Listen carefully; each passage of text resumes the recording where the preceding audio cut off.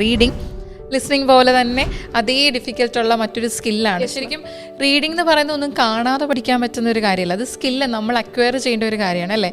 അപ്പോൾ റീഡിംഗ് എങ്ങനെയായിരുന്നു സത്യത്തിൽ? മാം, എനിക്ക് റീഡിംഗ് ഹാബിറ്റേ ഇല്ല. അതുപോലെ വായിക്കാൻ തീരെ താല്പര്യം, ബുക്സ് ആയിട്ട് കിട്ടുന്ന ഒന്നും ഞാൻ വായിക്കാറേ.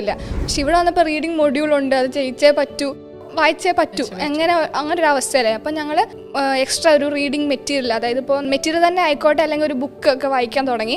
ആദ്യ ദിവസം ഒരു ഹാഫ് പേജൊക്കെ വായിക്കാൻ പറ്റത്തില്ലായിരിക്കും, മടുക്കും, പിന്നെയും അടച്ചു വെക്കും, പിന്നെയും വായിക്കണമല്ലോ എന്ന് ഓർത്ത് വീണ്ടും വായിക്കും. അങ്ങനെ പേജസ് കൂടാൻ തുടങ്ങി. ഒരു ദിവസം 4 പേജ് വെച്ച് വായിക്കാൻ തുടങ്ങി, പിന്നെ 5 അങ്ങനെ ഒരു ബുക്ക് കംപ്ലീറ്റ് ചെയ്യാൻ തുടങ്ങി. പിന്നെ നമുക്കത് ഇഷ്ടപ്പെടും അറിയാതെ. എങ്ങനെയോ എനിക്ക് എല്ലാവരും പറയും സി പാട്ടാണ് ഏറ്റവും പാടാം, എല്ലാ ആൻസറും കിട്ടും എന്നല്ല, പക്ഷെ എനിക്ക് എന്താ കിട്ടാനായിട്ടൊരു ആഗ്രഹം തോന്നി തുടങ്ങി. സി കിട്ടിയ എന്തുകൊണ്ട് കിട്ടിയില്ല, എന്തുകൊണ്ട് അത് ശരിയായി, എന്തുകൊണ്ട് എൻ്റെ ആൻസർ തെറ്റായി എന്നൊരു ക്യൂരിയോസിറ്റി എൻ്റെ മൈൻഡിൽ തന്നെ വന്നു. അറിയാതെ റീഡിങ്ങിനെ അങ്ങ് ഇഷ്ടപ്പെട്ടു പോയി. ഒരിക്കലും ഒരു സ്റ്റുഡൻറ്റും പറയാത്തൊരു കാര്യമാണ് റീഡിങ്ങിൻ്റെ പാർട്സ് ഇഷ്ടപ്പെട്ട് തുടങ്ങിയെന്ന്. അപ്പം പാർട്സ് ഇഷ്ടപ്പെട്ട് തുടങ്ങിയാൽ ഡെഫിനറ്റ്ലി അവിടെ ആൻസേഴ്സ് കിട്ടി തുടങ്ങിയെന്നാണ് അറിയാം.